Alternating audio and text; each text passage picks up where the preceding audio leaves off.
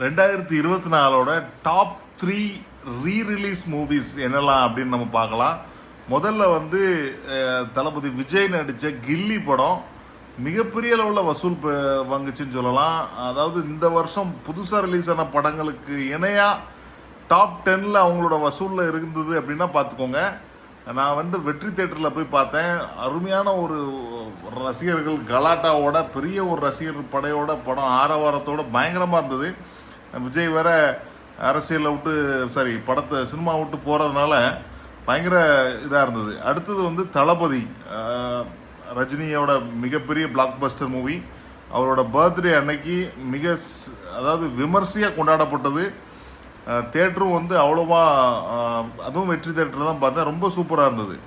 மூணாவது படம் மே 1 அன்னைக்கு ரிலீஸ் ஆன தலையோட தீனா. அதுவும் கொஞ்சம் நல்லா இருந்ததுன்னு சொல்லலாம்.